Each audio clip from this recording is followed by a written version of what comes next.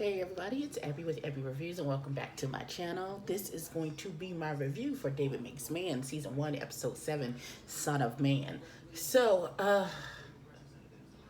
this episode was a whole lot. Like, I feel like I say that every time I do a review, but I mean, this was a whole lot. So, let's start from the beginning. Okay, so fireworks. Which I don't understand who lets off fireworks at Halloween. That's never happened where I've lived. I don't know if that's a Miami thing. It's just fireworks for everything and anything, but that made no sense. But okay, here we go. So we start in the past. David comes to see Sky, and Shinobi is there, guarding the gate as always. Um,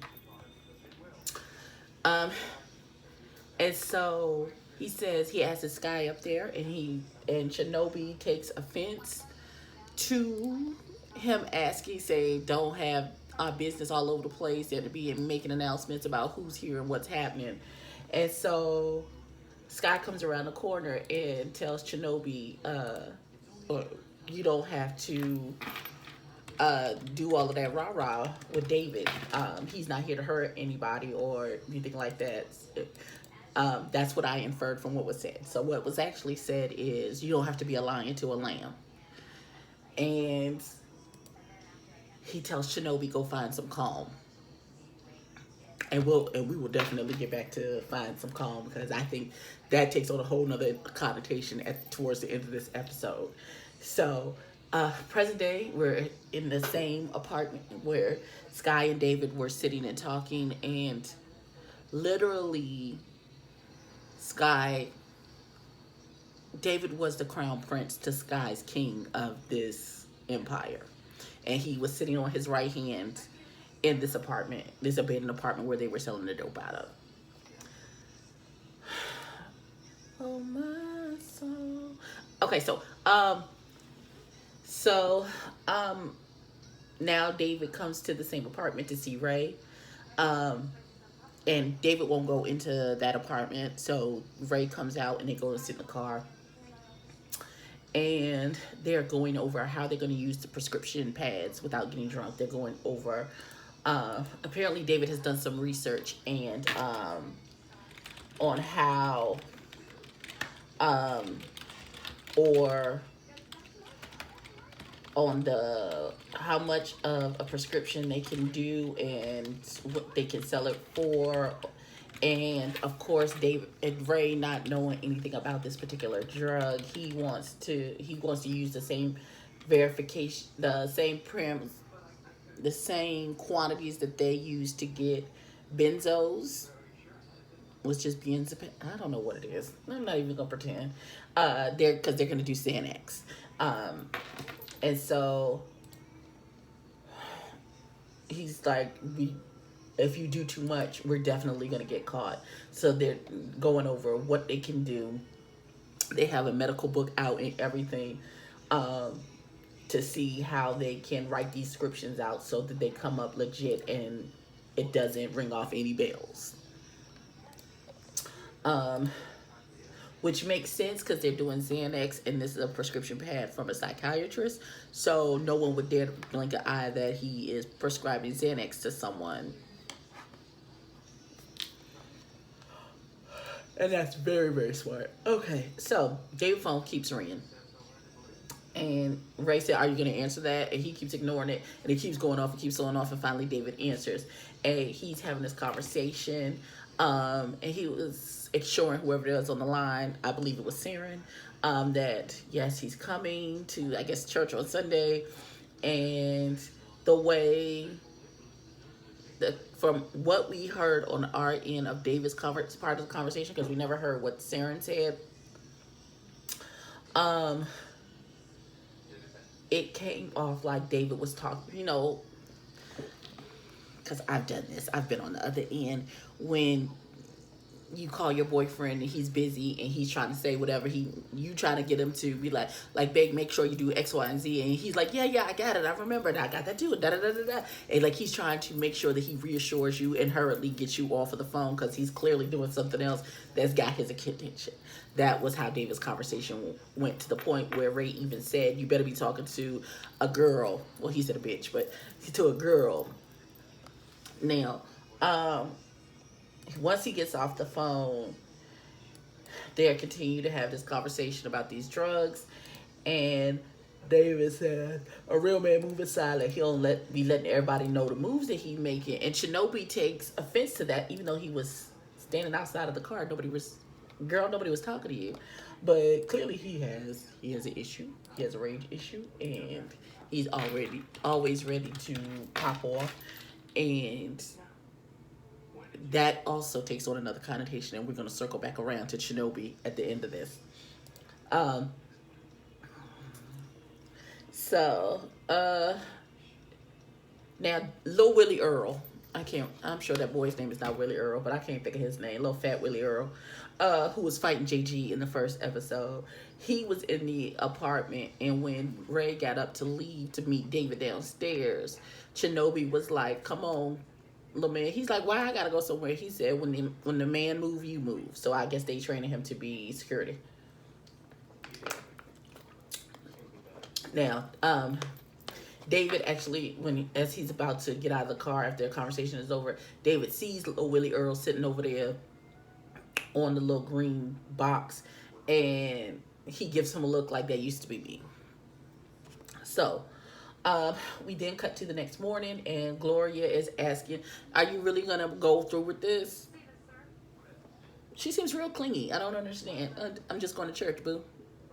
And then she says, and this is what get me, "It's a sin to go to church on Halloween."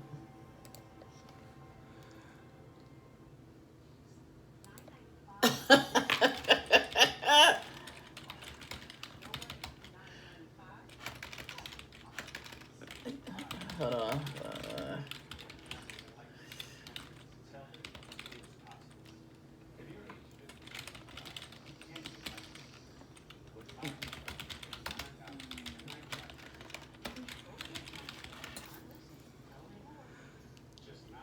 Okay, so excuse me. So, yeah, she said it was a sin to go to church on Halloween.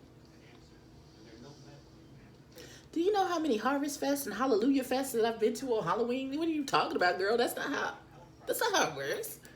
Houseway. Okay, whatever. So, he's like, "Yes, ma'am, I'm going, blase bloom." And she was like, "Well, um, we doing all this stuff for Halloween, and you know, we have all these surprises planned." And he was like, "JG is gonna love it." He's like, "I'm grown, please don't. Here's what, no." So, oh gosh. So David is walking towards, see, I guess he got off the bus. He took the bus over to Saren's house, to Saren's neighborhood, and he's walking towards the gated community where Saren lives. And as he's walking, he clearly feels out of place because he sees these two gentlemen jogging on Sunday morning, because why?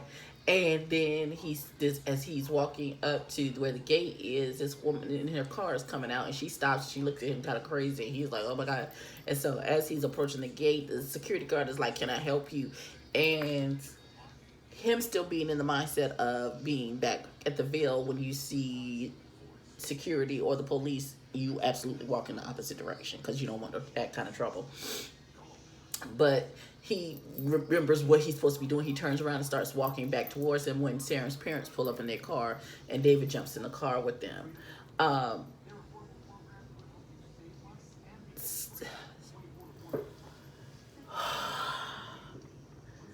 I want to fight Saren's parents. Like, I want to box them. I want to bunk their heads together. Like, they can catch all of these hands at this juncture. Saren is clearly traumatized in the back of the car. David gets in, he speaks to the parents, and he speaks to Saren. Saren barely speaks back.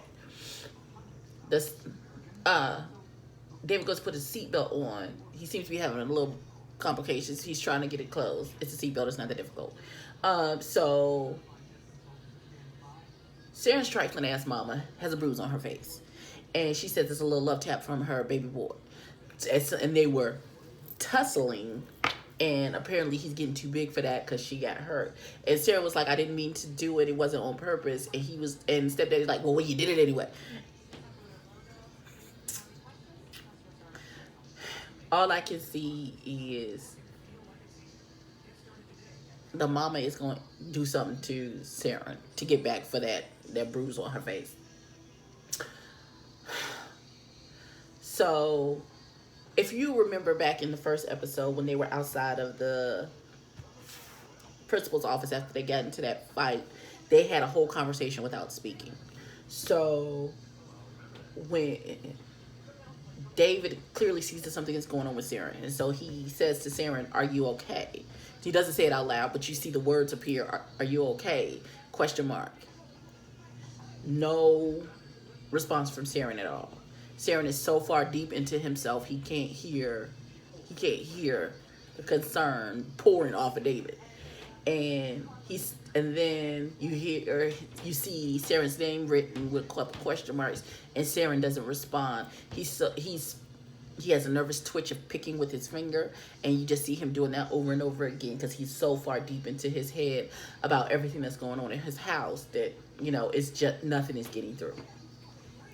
So as they get to the church, and of course everybody's doing the niceties. Hey, how you doing?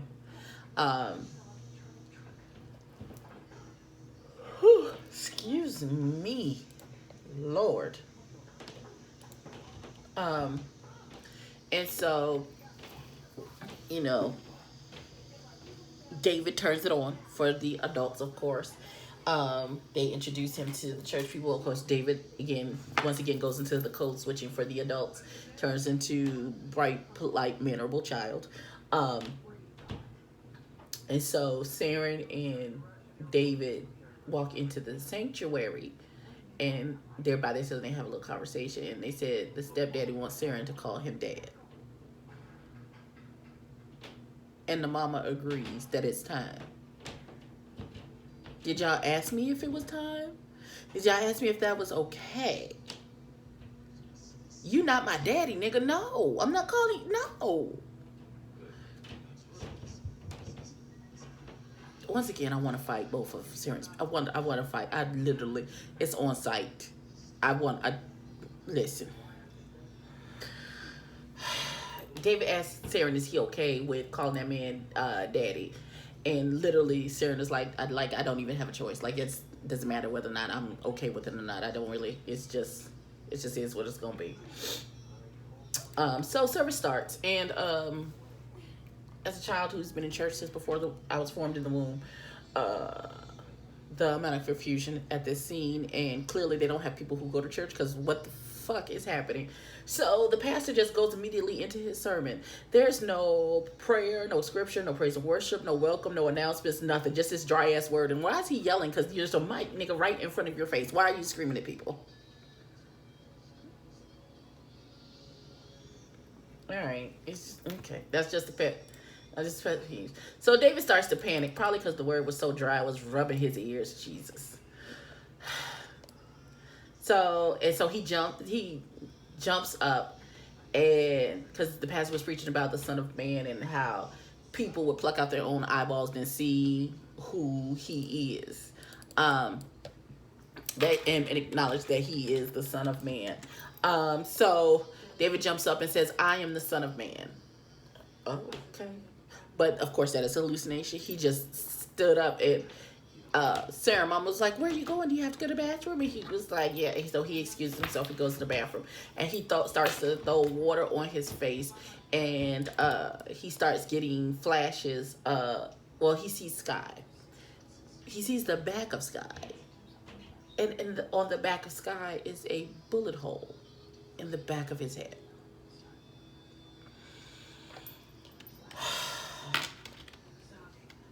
Which traumatized me. I'm just gonna be real honest. That I was traumatized. So,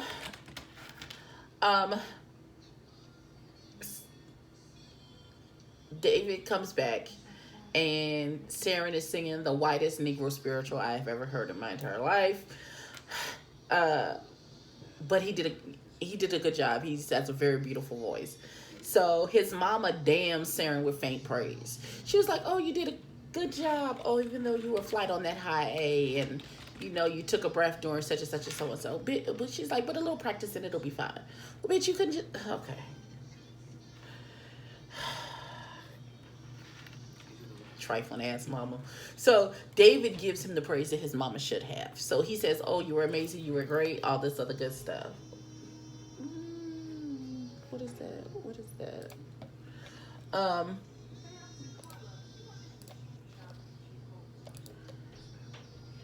Okay. And then, hold on. All right. So David was gonna catch the bus home, but Saren begs his parents to take him home because he's trying to buy time because he know after he done accidentally put that bruise on his mama's face, he's gonna have to pay.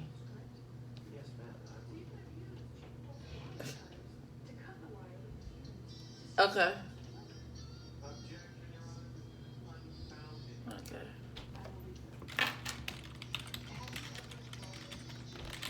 Okay.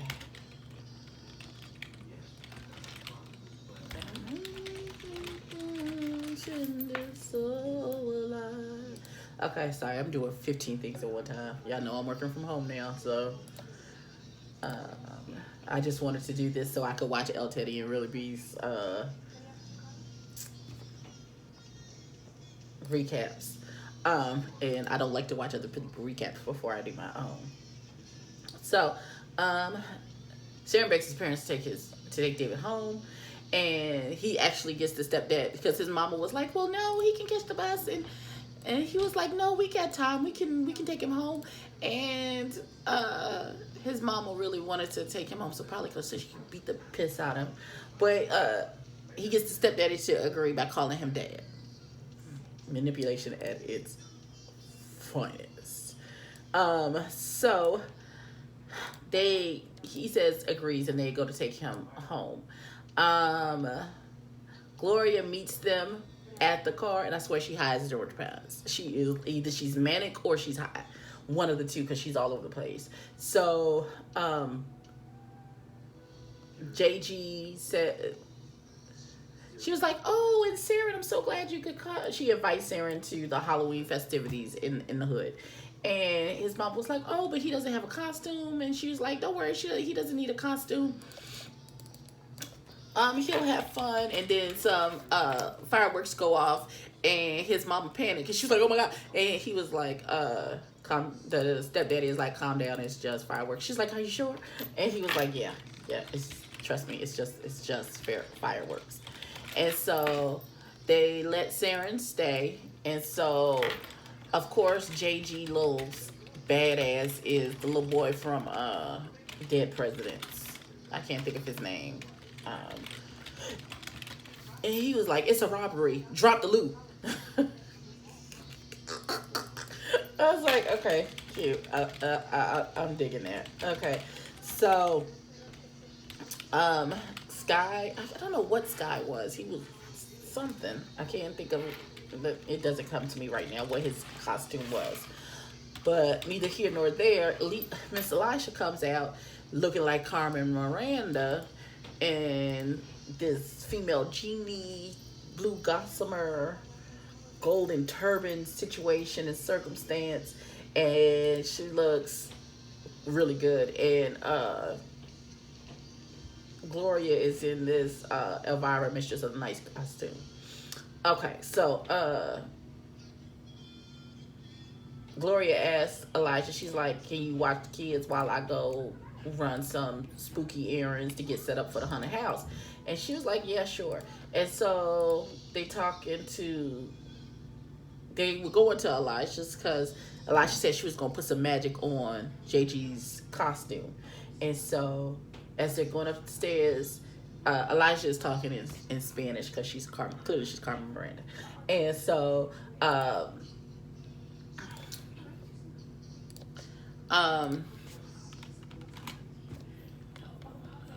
copy and paste this whole thing and put it in here. He's the one behind. Okay. So she says to Saren, "Mijo, is this your costume?" And he was like, "I don't have a costume." And she was like, "Well, come on, we'll come upstairs and we'll figure out something." And she says something in Spanish that means "come on." I can't pronounce it. I can't even remember how it sounded, and I'm not here's what Ebony's not gonna do. She's not gonna embarrass herself with the foolishness and the shenanigans. So, Elijah makes Saren like a Victoria costume. She takes a white evening gloves and put it on him, and then she takes a dress and folds it in half and pins it down one side of his suit. So one side is the suit and one side is the dress. And she goes to put makeup on the girl's side, and Sarah says boys don't wear makeup. And she's like, who told you that lie? That's not the truth. And so you can clearly see that Elisha sees that something is going on with Saren without Saren having to actually say anything. And she tells Saren that her home is open for children who need help trying to find their way. And her door is always open. So, which I thought was very poignant, that she either saw something in Saren that she has with herself, or, you know, Saren is really projecting at this point because he's in so much chaos and he doesn't, there's cracks in his armor, that the vulnerability is really, really coming through, that Elijah sees it, and, you know, she puts it out there for him that if you need a place to run, this is a safe place for you to run, and I will hide you here.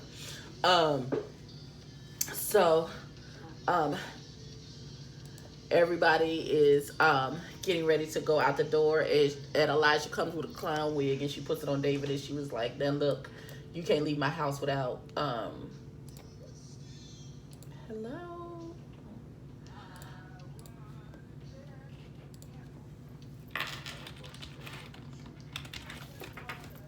Okay. So,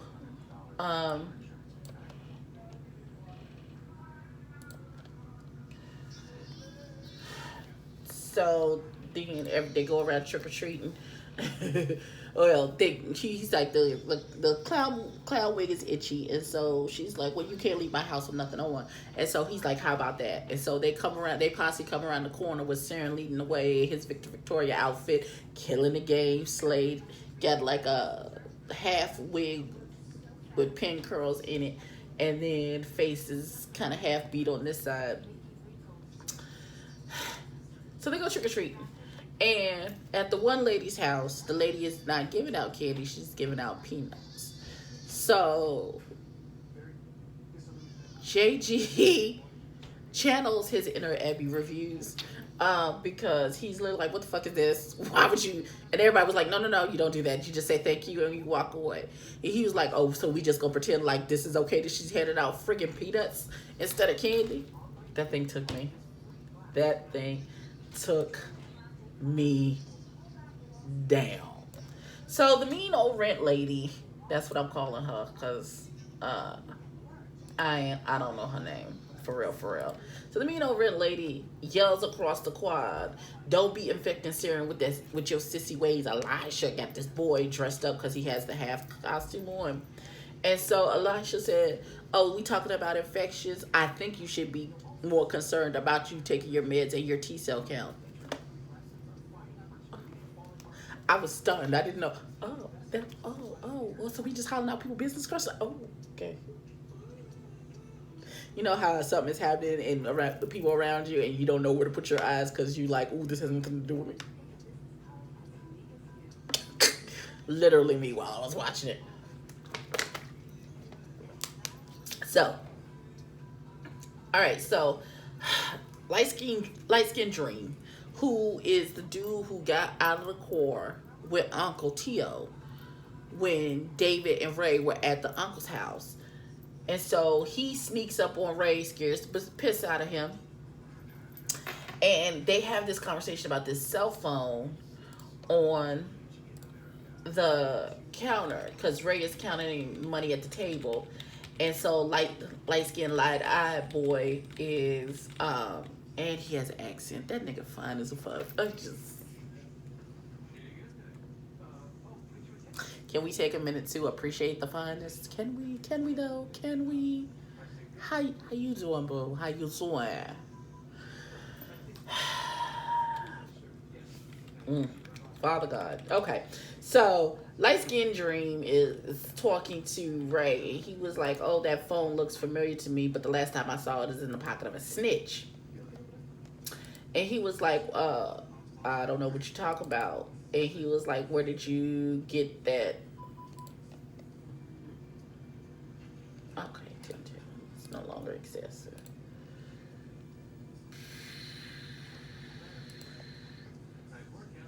Okay, so this is what needs not to happen.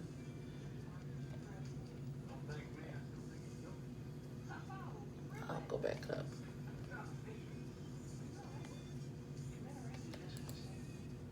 I'll go back up in a minute. Okay.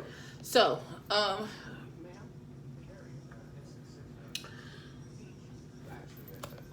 they have this whole conversation, and I'm sure we're going to come back to this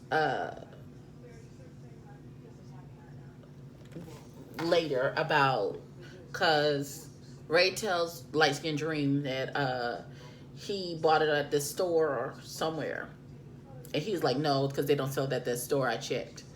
But then he tends to let it go, and he says he'll be back. So David is standing there, and he sees Light Skin Dream jump over the steps, just like Sky's killer did the night that he killed Sky.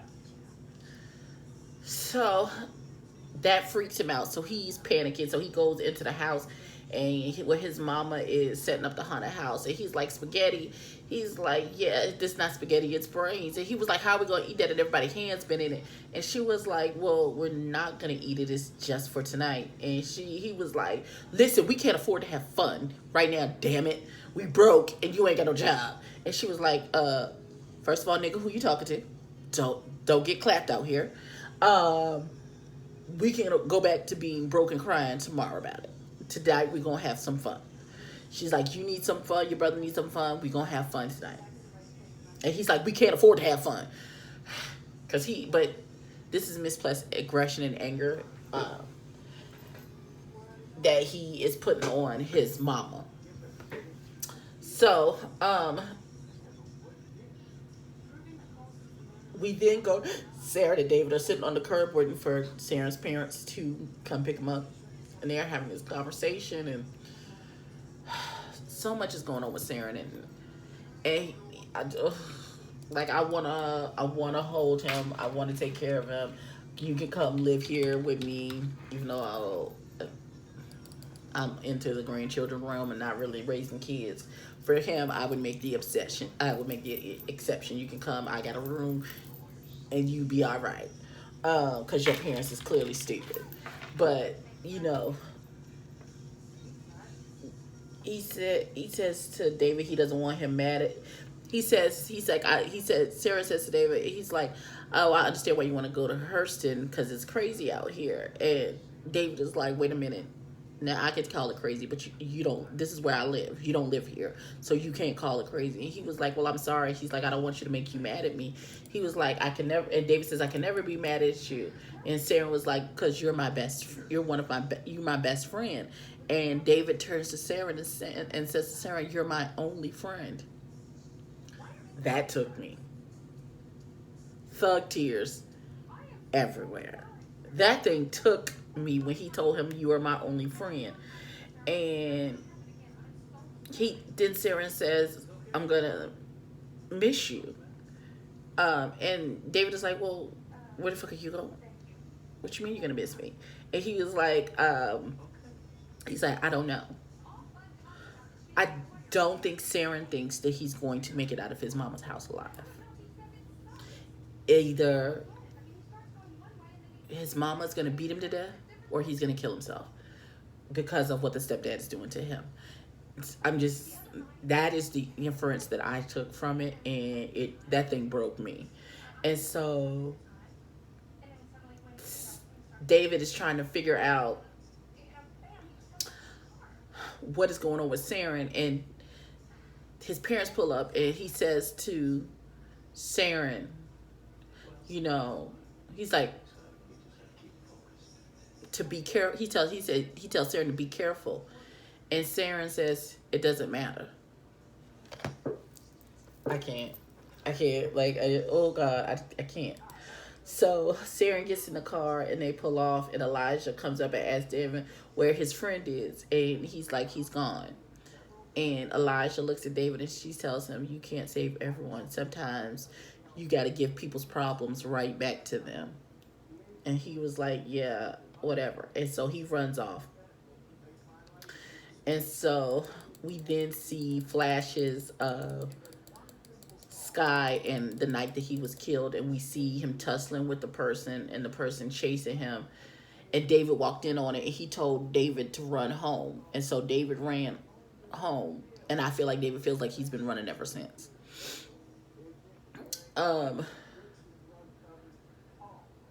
So David finally comes into the apartment where Sky got that they sell the drugs out of, where Sky was when the assault started. So Shinobi, is, of course, is giving him shit about it, talking about, oh, you're finally, your balls dropped, blah, blah, blah, blah, blah. And so he keeps giving him crap. And so Ray tells him to calm himself down. And then David says, what are y'all doing with this product? Why are you carrying a tissue? It's sweat is going to make the drugs melt. And then he's like, why aren't you doing it in plastic? He was like, if it rained, he's like, it's easy. And Ray was like, well, it's easier to hide. And he was like, no, you need to put my shit in plastic so that it doesn't dissolve, so you don't lose it. And Shinobi was like, sometimes you gotta break a few eggs to find the right, crack a few eggs to make an omelet, or whatever euphemism he was trying to say. He was like, well, you played with Uncle T.O.'s samples, don't play with my drugs like that, because this is my money, and these are my eggs, and I need my money, bitch. It's I said, oh, he stood up in his good heart. Okay, David Andrews. He learned from the best, clearly. So, Nobi steps to David again. He keeps stepping to David, and there's always a barrier between him and David. And so Ray tells him to go find some calm. And we're going to get to that in a minute. And so, next thing we know, we see Shinobi is laying on a sofa with some pillows, and he's talking, and he's jibber jabbering about a bunch of stuff that nobody cares about. And then all of a sudden we see him clearly have an orgasm, and he was like, oh, you didn't do that last time, that's some new shit, where did you learn that at? It's Miss Elisha. What is happening? This is 33 minutes long. I'm almost done, I promise. So he is cutting Miss Elisha in on the operation because they need someone with some sense to answer the phone. So if the pharmacy calls to confirm a prescription, there's a number on the prescription for the doctor's office for them to call and confirm this. And she was like, well, I want 20%. And she's like, and I want y'all to write me a script for prep every 30 days. So he was like, no, I just want you to answer the phone. And she was like, oh no, that's not how this works. Because if y'all get somebody stupid who answers the phone and they don't say the right thing, then all y'all going to jail, because this is a federal offense. And that's why I want 20%, because I need money just in case it all goes to hell. And so he's like, how do I know I can trust you? Nigga, she was just sucking your dick. What you mean? That's not how. She been keeping that secret this whole time, so why wouldn't she? Nah, boo. Okay, so then we go outside where David and Star are talking, and Star is saying that he is on his way to Tampa. He's got a scholarship waiting when he turns 18. So, but he can't stay with Miss Elijah anymore, because if he gets caught there, Elijah, then it would be considered kidnapping, and then that would get Elijah in trouble. So they say their goodbyes, and then David goes into the house, I feel like Gloria again is higher than Kuda Brown, and this time she's that hot, that stuck high where you just standing there and staring. And then we flash through these last couple of scenes where the mean old lady is taking her HIV medications, and Saren is fixing a busted lip that he now has out of nowhere. And out of the window that Gloria is standing by, we see the body of Sky laying in the grass in the middle of the courtyard. And that's how the episode ends. So, I have several questions um, about this. I have several questions. Why is what's going to happen with Saren?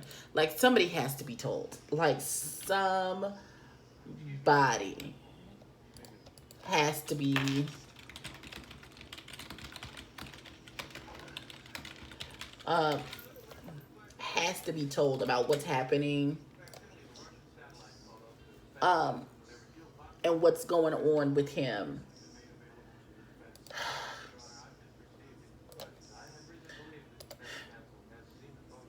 What is going on with Ray? What's going to happen when the uncle finds out that they're selling drugs? How long has Shinobi and Miss Elisha been? She been parceling out head. Is he paying for it? Or is this an actual relationship? What is going on? I have so many questions that I need answers to, but hopefully we will learn some more. But yeah, that's all I have for this one. And sometime tomorrow evening there should be live on Really Be TV's channel where we do a live recap for David Makes Man. So catch us tomorrow. Let's see if we can get some of these questions and theories answered, and I will catch you in the next one. Peace.